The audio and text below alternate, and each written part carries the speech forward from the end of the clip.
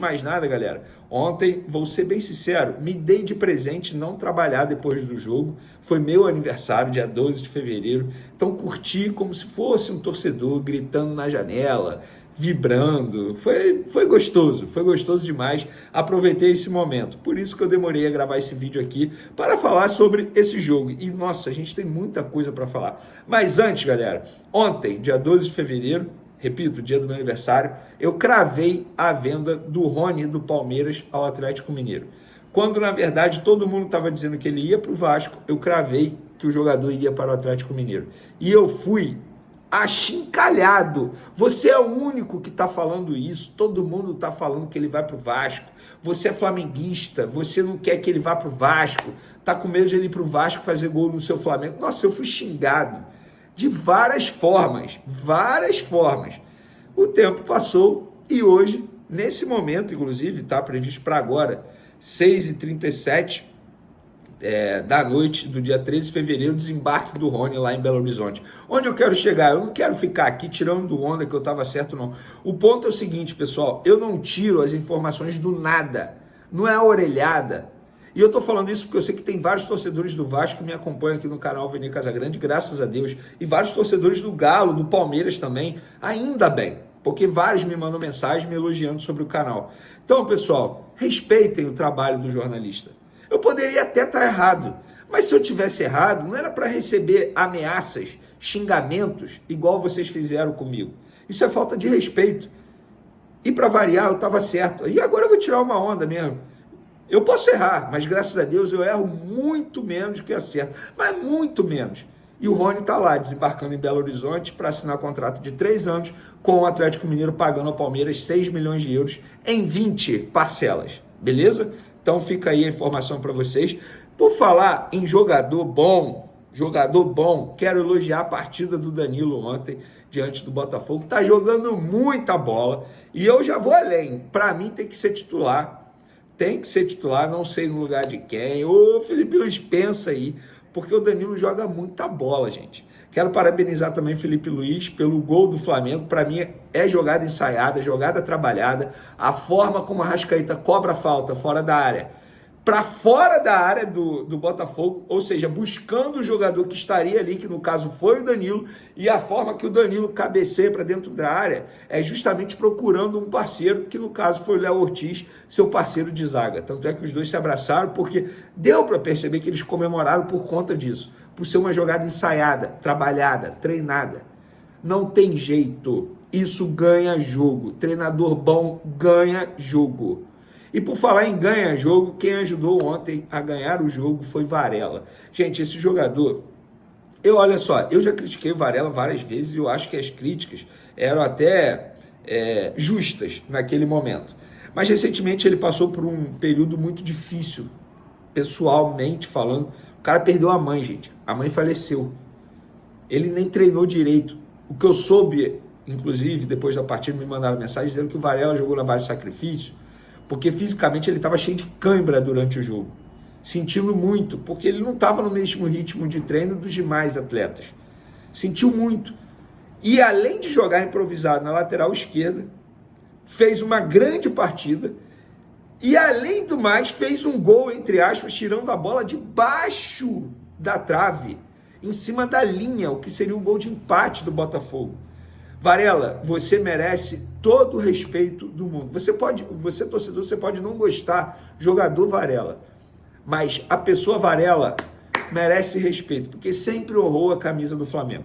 Teve o problema do episódio lá envolvendo os torcedores do Penharol, mas eu acho que ali ele ia cair. Foi bobo, foi inocente, ele não fez por maldade. Gente, na boa, o Varela é um ser humano incrível, nunca faltou respeito com ninguém, pelo contrário, Felipe Luiz, inclusive, o elogiou ontem após a partida. Então fica aqui, eu vou, inclusive, vou até dar essa moral ao Varela. Para mim, o melhor em campo, ponto e acabou, merece todos os elogios. E aí veio o fim do jogo, vocês já viram tudo, com certeza, troca de soco, após o apito final, Barbosa foi no Bruno Henrique, xingar o Bruno Henrique, Gerson defendeu o Bruno Henrique apenas empurrando o Barbosa, tirando o Barbosa em cima do Bruno Henrique, e aí o Alexandre Barbosa estava enlouquecido, enfurecido, porque queria brigar, tentou dar um soco em Bruno Henrique, errou, e aí o Cleiton estava ao lado do Barbosa, deu um cruzadão na boca do Barbosa, e o Barbosa acabou perdendo o dente. Para mim, isso tudo foi muito lamentável, assim, de verdade. Eu acho que isso aí não é exemplo para ninguém. O pior para mim foi a cena dos jogadores do Botafogo esperando os jogadores do Flamengo ali na saída do campo. Coisa lamentável, parece quinta série, sabe? Te pego lá fora. Coisa ridícula, gente. Coisa patética. Perdeu? Vai pro vestiário. Rola sempre um xingamento depois do jogo. Mas a gente trocar soco.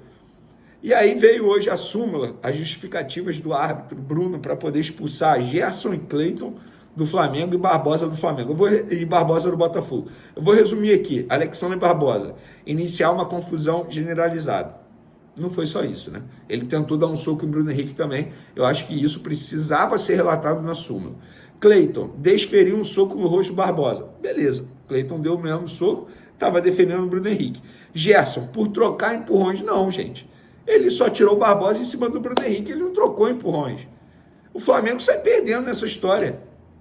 O Gerson não vai poder jogar contra o Vasco, o Cleiton já não joga mesmo, né? Verdade seja dita, o que eu acho lamentável, tanto é que o jogador não quer renovar o contrato dele, mas o Barbosa, ele precisa também ser punido pela tentativa de soco em Bruno Henrique, porque se acerta o soco, ia machucar também. E certamente os 3 jogadores, eles vão ser julgados pelo STJD. Eu acho que o Gerson não vai pegar nada, porque ele apenas trocou empurrões na visão do árbitro, mas o Cleiton e o Barbosa vão pegar uma pena pesada no meu ponto de vista. Depois o Felipe Luiz falou sobre a confusão, preferiu comentar mais o jogo, disse, não quero dar ibope para confusão, acho que temos que falar o que os meus jogadores fizeram dentro de campo, fizeram uma boa partida. Inclusive foi questionado sobre a venda de Lohan, e ele falou o seguinte: eu vi o Lohan crescer, eu o vi no Sub-17, no Sub-20, ele fez um jogo no Sub-20, sendo Sub-17, no outro dia eu falei para o São Paulo dar uma olhada nele. Esse menino acabou com o jogo ontem. Ele treinou, realmente não fazia muita diferença nos treinos em 2023. Quando o São Paulo estava aqui, mas tinha 16, 17 anos ainda. No ano passado ele teve uma sequência boa, até virou titular com o Tite. Acabou passando por altos e baixos que os jogadores, principalmente os jovens, passam na carreira. Até foi vaiado pela torcida, então eu pedi a ele constantemente para descer. O próprio Kleber Xavier preferiu descer ele para ter minutos e desenvolver. No Sub-20 ele foi o meu jogador e daí ele sempre voltava para o profissional. Gente, o Lohan não treinava bem. Não era o forte dele o treino. Não mostrava vontade, não mostrava intensidade. É por isso. Por outro lado, a gente vê um Wesley que está comendo a bola, voando a bola. E é até informação, tá? A seleção brasileira, leia-se, Comissão Técnica Dorival Júnior, pretende convocá-lo sim. Hoje, se a convocação fosse hoje, o Wesley estaria convocado. Essa é a informação que eu tenho. Se fosse hoje. Mas a convocação é só em março, muita coisa pode acontecer. Inclusive, bate na madeira aí, bater na madeira aqui, ele pode se machucar até lá. E aí fica inviável a convocação dele. Mas o Wesley está jogando muita bola. E ele falou sobre o Wesley. Que jogador é o Wesley? Tá bonito de ver ele jogar, né? Quando falarem dele, não falem jogou muito. E sim joga muito. O Wesley joga muito. Ele marcou o titular da seleção brasileira, Igor Jesus, como se não fosse nada. Isso sem falar do ataque. O mais difícil agora é manter. Por sorte, ele tem o capitão do time diariamente do lado. O Gerson colocou ele debaixo do braço e está guiando ele. Como eu falei, se seguir assim, em junho ele vai escolher onde quer jogar e não vai dar para manter. Pois é. Fica difícil manter realmente, porque certamente vai chegar uma proposta milionária pelo Wesley. E aí ainda tem a vontade do jogador de jogar um dia na Europa. Vamos desfrutar o Wesley até lá, porque esse dia vai chegar. Vamos agora para a boa notícia envolvendo o Juninho, apuração. Até o momento o Flamengo não emitiu comunicado, isso é uma apuração minha junto aos representantes do atleta. O exame, porque ele foi fazer ressonância magnética, ele foi substituído ainda no primeiro tempo do jogo contra o Botafogo, após dores na coxa, inclusive um lance com o Barbosa, que entre aspas deu uma pancada na coxa do Juninho, sem bola, e o Juninho pediu para ser substituído após esse lance. E aí ficou aquele medo, aquele receio do jogador ter tido uma grave lesão, porque ele pediu para sair, ele não estava conseguindo ficar em campo. E aí ele foi fazer ressonância magnética, isso é uma apuração minha, repito, o Flamengo ainda não confirmou até a gravação desse vídeo. E a boa notícia é, o exame não constatou lesão, apenas um edema muscular, mas a tendência é que ele não fique à disposição para o jogo contra o Vasco nesse sábado, no Maracanã. Então, embora seja apenas um edema, mas dificilmente ele fica à disposição contra o Vasco, mas pelo menos fica à disposição para os próximos jogos. Imagina se tivesse uma lesão grave, ou uma lesão leve, grau 1, como teve o Alexandre, que vai ficar aí pelo menos 15 dias longe dos gramados. Então fica aí a boa notícia para vocês. Repito, a apuração nossa. O Flamengo, a comunicação do Flamengo sensacional, tem emitido comunicado. Provavelmente eles vão emitir um comunicado atualizando a situação do Juninho. E aí vamos saber se eu acertei a informação ou não. Jorginho, galera, muita gente me questionando sobre Jorginho. E aí, vai assinar quando? Gente, tá tudo acordado verbalmente. Óbvio que não dá para comemorar a partir do momento que não está assinado. Mas o Flamengo entende que o Jorginho é um cara super ético, inclusive trabalha com pessoas éticas, que são os empresários, e eles têm tudo acordado. O Jorginho ele vai assinar isso após jogos decisivos do Arsenal, entre aspas, foi um pedido dele, até para não ficar um clima ruim lá no Arsenal. Imagina, um cara jogando com um contrato, com um pré-contrato assinado com uma outra equipe. Isso acontece no futebol mesmo, tá? Supondo que ele falhe em algum momento. E aí vão dizer que é por conta do pré-contrato, enfim. Então, até porque quando assina um pré-contrato, o clube que ele está defendendo é automaticamente comunicado. Então, enfim, entre aspas, um pedido do Jorginho, mas entre Flamengo e Jorginho tudo acertado, contrato de 3 anos. Fica aí a atualização para vocês que me perguntaram sobre esse caso. Valeu, galera!